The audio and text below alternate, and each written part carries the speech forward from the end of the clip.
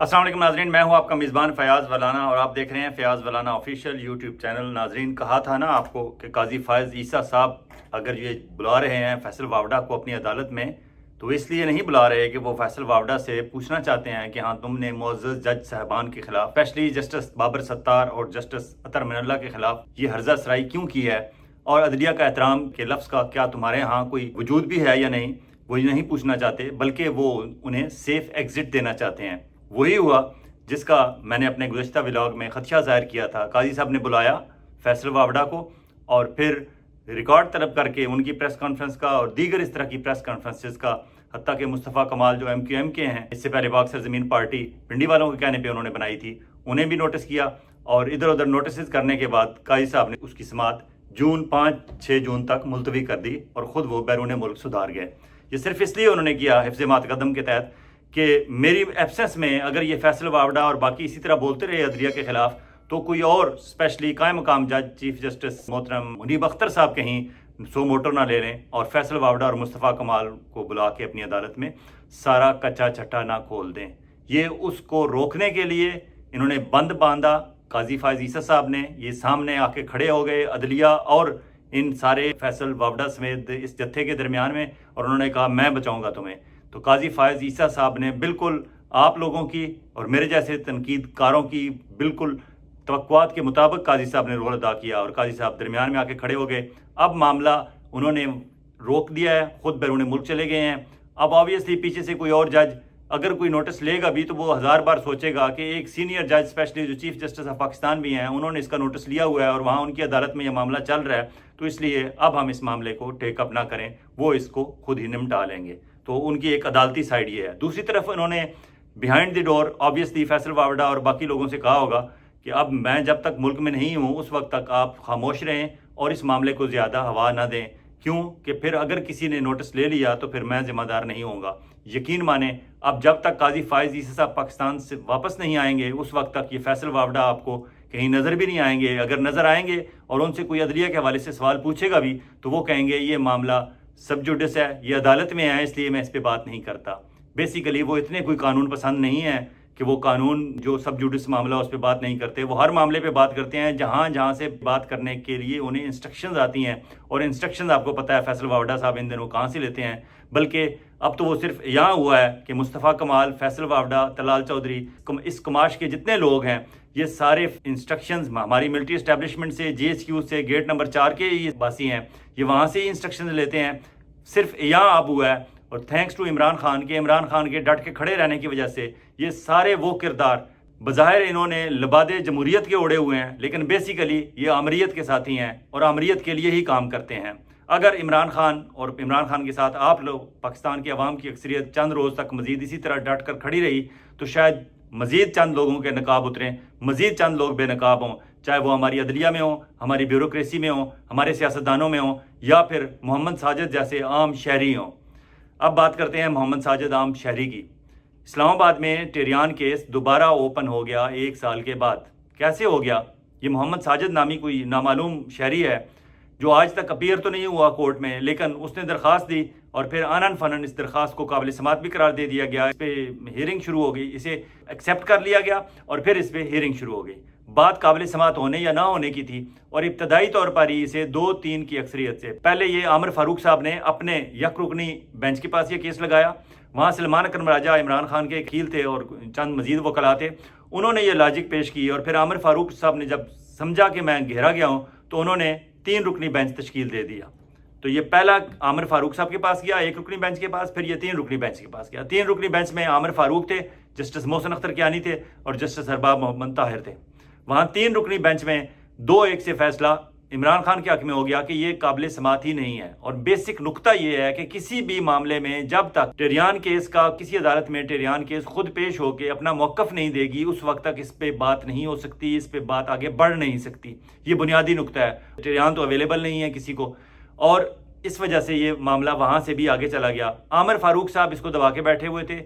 अरबाब मोहम्मद ताहिर और मोहसिन अख्तर कियानी ने दोनों ने इसके अगेंस्ट फैसला दिया कि ये काबिल समात ही नहीं है, इस पर बात ही नहीं हो सकती, कि टेरियान अवेलेबल नहीं है, उसका मौक़िफ़ अवेलेबल नहीं है, और इसलिए वो बात आगे चली गई। अब ये आमिर फारूक साहब ने रोका हुआ था, अरबाब अहमद ताहिर और मोहसिन अख्तर कियानी का फैसला कहीं से लीक होके पहले उनकी वेबसाइट पे गया और वेबसाइट से फिर मीडिया के पास चला गया और मीडिया ने सपने से छाप दिया। आमिर फारूक इस पे बहुत गुस्से में आ गए। ऑब्वियसली आमिर फारूक नहीं थे, आमिर फारूक साहब के पीछे कोई और था, और फिर इस मामले को उन्होंने लटकाए रखा और वहां से ये जजेस पर, इस्लामाबाद हाई कोर्ट के जजेस पर दबाव का मामला वहां से शुरू हुआ। इसके अलावा भी जो इस्लामाबाद हाई कोर्ट में केसेस आए, सबकी सूरत हाल सामने है आपके, और तमाम जज साहबान ने वक्तन फवक्तन आके बताया है कि हम पर किस तरह के इल्ज़ामात लगते रहे हैं। अब मामला फिर आमिर फारूक साहब ने दोबारा उठा लिया 1 साल के बाद।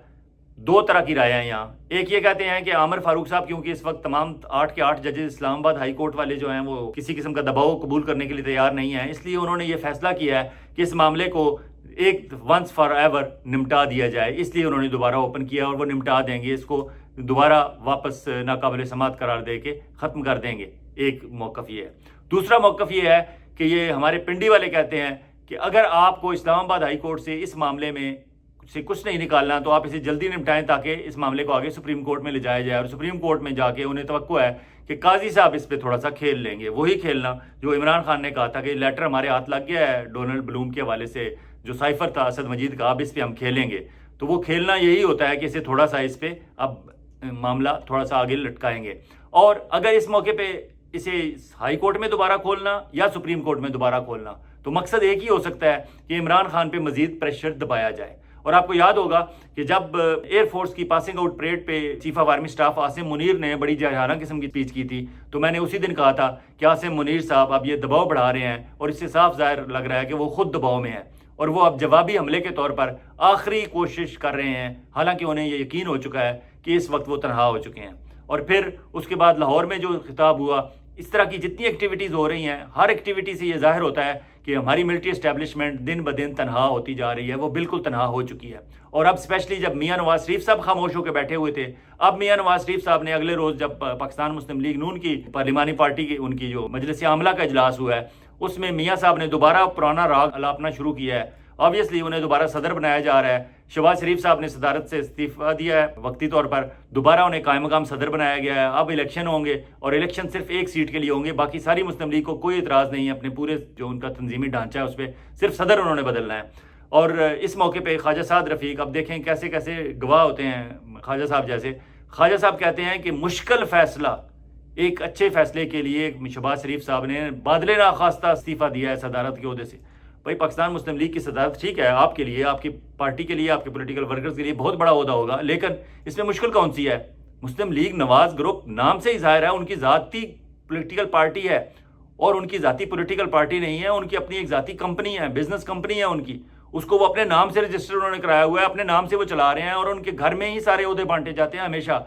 आप जैसे ख्वाजा साहब, आप जैसे गवाह जो हैं वो सिर्फ बाहर की तकरीरों के लिए, प्रेस कॉन्फ्रेंसों के लिए, और अगर ज़रूरत पड़े तो मार खाने के लिए होते हैं। और आपसे नीचे बहुत ज़्यादा लंबी तादाद है कारकुनों की, आपके हाथ कभी नहीं लगना। ये मुश्किल फैसला, भाई एक भाई ने इस्तीफा दिया है, फिर वही भाई कायम मकाम सदर बन गया है। कायम मकाम के लिए भी आप जैसे लोग इस काबिल नहीं समझे जाते मुस्लिम लीग नून में कि आपको कायम मकाम सदर ही बना दिया जाता। 4 दिन तक जब इलेक्शन कराने थे आप या आप जैसे किसी और बंदे को नहीं, सदर शहबाज शरीफ थे, इस्तीफा दिया, कायम मकाम सदर शहबाज शरीफ हो गए, इलेक्शन कराएंगे शहबाज शरीफ कराएंगे, नए सदर बनेंगे नवाज शरीफ बनेंगे। ये एक घर की मामला है, ये उनका ज़ाती मामला है। ख्वाजा साहब आप तो खामखा वहाँ सिर्फ एक वजारत के चक्कर में, और अब तो आपको वजारत भी नहीं मिली, मुशावरत अलबत्ता राना सनाउल्लाह साहब को मिल गई है। अब राना सनाउल्लाह साहब की बात सुने। राना सनाउल्लाह साहब ने एक नया डोल डाला है, हालांकि बज़ाहिर वो उन्होंने ओहदा तस्लीम किया है। कल तक वो खिलाफ बोल रहे थे इस गवर्नमेंट के भी, और फॉर्म 47 और सारे मामलात में बड़े खुल के बोल रहे थे, इस्टेब्लिशमेंट के खिलाफ भी जा रहे थे। लेकिन अब उन्हें क्योंकि मुशावरत दे दी गई है, अब वो मुशीर हैं सियासी उमूर के, ये तो आपने सुना होगा। इस दफ़ा उन्हें अवामी उमूर का भी मुशीर बनाया गया है, क्योंकि वो शायद समझते हैं कि वो अवाम के सेंटिमेंट्स को बदलने में कामयाब हो जाएंगे, और अवाम के सेंटिमेंट्स के हवाले से वज़ीर-ए-आज़म शहबाज शरीफ साहब को कोई साहिब मशवरे देंगे और शायद उनका मकबूलियत का ग्राफ ऊपर चला जाए। लेकिन सियासी और अवामी उमूर का जब वो जायज़ा लेने के लिए आगे बढ़े कैबिनेट में जाके, तो उन्हें मालूम हुआ कि नहीं, सियासी, अवामी और उसके साथ अदालती और फिर इस्टेब्लिशमेंट के उमूर, ये सारी जिम्मेदारी राना साहब ने अपने ज़िम्मे ले ली है। अब अगर उन्हें पुकारा जाए तो उन्हें कहा जाए कि वो सियासी, अवामी, अदालती और आर्मी उमूर के मुशीर हैं शहबाज शरीफ साहब के। और इसी तनाज़र में उन्होंने एक मशवरा नया लॉन्च किया है। फिर उन्होंने कहा है कि बाकायदा हमने काम शुरू कर दिया है। वो basically out of court settlement चाहते हैं 6 जजेस के साथ। ان 6 ججز کے ساتھ اسلام آباد ہائی کورٹ کے جنہوں نے خط لکھا تھا جسٹس بابر ستار، جسٹس محمود جہانگیری، جسٹس ارباب محمد طاہر، تقریباً 6 کے 6 جج تھے. ساتھ میں میاں گل حسن اورنگزیب صاحب نے بھی کہا کہ میں ان سے اتفاق کرتا ہوں، اور اس کے بعد عامر فاروق صاحب نے بھی ایک اجلاس میں کہا کہ میں بھی آپ سے اتفاق کرتا ہوں. تو اسلام آباد ہائی کورٹ کے 8 کے 8 جج صاحبان یہ کہتے ہیں کہ ہم پہ ملٹری اسٹیبلشمنٹ اسپیشلی نام لے کے انہوں نے کہا ہے کہ ISI کی طرف سے دباؤ ڈالا جاتا ہے. وہ کیس اب سپریم کورٹ میں ہے. اب اس پہ رانا ثناء اللہ صاحب نے یہ تجویز پیش کیا ہے کہ ہماری گورنمنٹ، ہم سیریسلی اس پر سوچ رہے ہیں کہ ہم شہباز شریف صاحب، وزیر اعظم پاکستان، صدر پاکستان آصف زرداری صاحب کو ایڈوائس دیں گے کہ آپ اپنا کردار ادا کریں اور ان 6 جج صاحبان کو یا سپریم کورٹ کے سینئر جج صاحبان ان کو بھی بلا کے، اور ہمارے ملٹری اسٹیبلشمنٹ اسپیشلی ISI کے نمائندگان کو بلا کے، چاہے ایوان صدر میں یا کہیں اور کسی جگہ جہاں وہ محفوظ سمجھیں، obviously محفوظ تو کوئی جگہ ہے نہیں، جہاں وہ بہتر سمجھیں وہاں بٹھا کے تو ان کی آؤٹ آف کورٹ سیٹلمنٹ کرا لیں. اور رانا ثناء اللہ صاحب بٹوین دی لائنز یہ بھی کہہ رہے ہیں کہ ISI والے اپنی غلطیاں تسلیم کرنے کے لیے تیار ہیں، ISI والے اور ہماری پاکستان آرمی معافی مانگنے کے لیے تیار ہیں، اور ISI اور ہماری پاکستان آرمی یہ یقین دہانی ججز کو کرانے کے لیے تیار ہیں کہ آئندہ آپ پر دباؤ نہیں ڈالا جائے گا. یہ رانا ثناء اللہ صاحب کی تجویز نہیں ہے. رانا ثناء اللہ صاحب نے یہ شہزاد اقبال جیو کے پروگرام میں اعلان کیا ہے، بتایا ہے کہ ہماری گورنمنٹ، مسلم لیگ نواز کی گورنمنٹ، شہباز شریف کی گورنمنٹ سیریسلی اس پہ کام شروع کر چکی ہے، اور وزیر اعظم صاحب آئندہ 2-4 روز میں صدر کو ایڈوائس بھیج سکتے ہیں اور پھر صدر یہ کردار ادا کر سکتے ہیں. تو بیسیکلی وہی بات جو ہم کہہ رہے ہیں کہ آرمی چیف کا اس طرح کھل کھلا کے عمران خان کے خلاف اور پاکستان تحریک انصاف کے خلاف تقریریں کرنا، پاکستان کے عوام کی اکثریت جو رائے رکھتی ہے اس کے خلاف اس طرح کھل کھلا کے تقریریں کرنا، اور یہ نو مرسی کا راگ الاپنا، اور دوسری طرف جب انہیں یہ بھی معلوم ہو گیا کہ مسلم لیگ نواز کے اندر سے بھی اسٹیبلشمنٹ کے خلاف باتیں شروع ہو گئی ہیں، اور انہیں یہ بھی معلوم ہو گیا کہ اسلام آباد ہائی کورٹ سے شروع ہونے والا 6 ججز کا خط اتھینٹیکیٹ ہو گیا ہے لاہور ہائی کورٹ سے، سندھ ہائی کورٹ سے، پشاور ہائی کورٹ سے، اور دبے دبے الفاظ میں بلوچستان ہائی کورٹ سے بھی. جب یہ سارا کچھ انہیں عاصم منیر صاحب کو نظر آ گیا، اور سپریم کورٹ کے تیور بھی انہوں نے دیکھ لیے کہ وہاں عطر من اللہ صاحب اور جسٹس جمال مندوخیل صاحب کس طرح کے ریمارکس پاس کر رہے ہیں، تو عاصم منیر صاحب نے یہ تسلیم کر لیا ہمارے پاس اب ایگزٹ ڈور کے علاوہ کچھ نہیں ہے. اب وہ ایگزٹ ڈور سے باہر جانے پہ راضی نہیں ہیں، وہ واپس ارینا کے اندر ہی رہنا چاہتے ہیں. اس لیے ارینا کے اندر رہنے کے لیے اب رانا ثناء اللہ صاحب جیسے سہولت کار سامنے آئے ہیں، اور وہ یہ ایک نئی تجویز پیش کر رہے ہیں کہ عاصم منیر صاحب کو، DG ISI general Nadeem Anjum صاحب کو، اور ان کے DGC major general Faisal Naseer صاحب کو بخش دیا جائے، معاف کر دیا جائے، ان کی معافی تسلیم کر لی جائے. یہ ساری ذمہ داری فارم 47 سے منتخب شدہ وزیر اعظم، فارم 47 سے منتخب شدہ اراکین پارلیمنٹ کے ووٹوں سے فارم 47 کے نتیجے میں منتخب شدہ صدر پاکستان آصف زرداری صاحب کے ذریعے یہ معاملہ کسی حتمی نتیجے پر پہنچا جائے. اب دیکھنا یہ ہے کہ کیا ہمارے اسلام آباد ہائی کورٹ کے جج صاحبان جنہوں نے 6 ججز نے جو خط لکھا جس وجہ سے یہ سارا معاملہ زیر بحث ہے، وہ، اور سپریم کورٹ میں جو جج صاحبان ہیں وہ،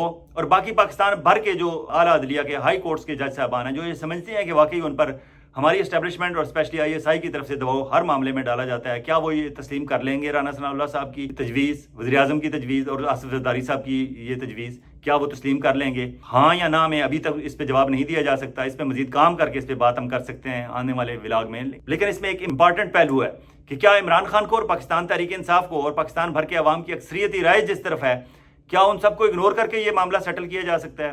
میرے خیال میں نہیں. اور شاید وہ عمران خان سے بیک اینڈ پہ اس معاملے پہ بات بھی ہو رہی ہو. اور کیا جج صاحبان جب وہ سمجھتے ہیں کہ پاکستان کی عوام کی اکثریتی رائے اور بوجہ عمران خان اور پاکستان تحریک انصاف ان کے ساتھ کھڑے ہیں، کیا یہ جج صاحبان ایوان صدر میں جا کے اس طرح کی معافی نامہ ایکسیپٹ کر لیں گے اور آئندہ کی یقین دہانی کو یقین دہانی ہی سمجھیں گے، یہ بھول کے کہ پاکستان بھر کے عوام اور عمران خان ہمارے ساتھ کھڑے ہیں تو ہماری آج کوئی سنوائی ہو رہی ہے؟ ادروائز تو آپ کو پتہ ہے پاکستان میں کسی جج پہ تھوڑا سا دباؤ ہوتا ہے تو وہ جسٹس اعجاز الحسن کی طرح آرام سے استعفیٰ دے کے سائڈ پہ ہو جاتے ہیں. یہ پہلی دفعہ ہے کہ پاکستان بھر کے اعلیٰ عدلیہ کے جج صاحبان کھڑے ہوئے ہیں، اس وجہ سے کھڑے ہوئے ہیں کہ عمران خان اور پاکستان کے عوام کی اکثریت ان کے ساتھ کھڑی ہے.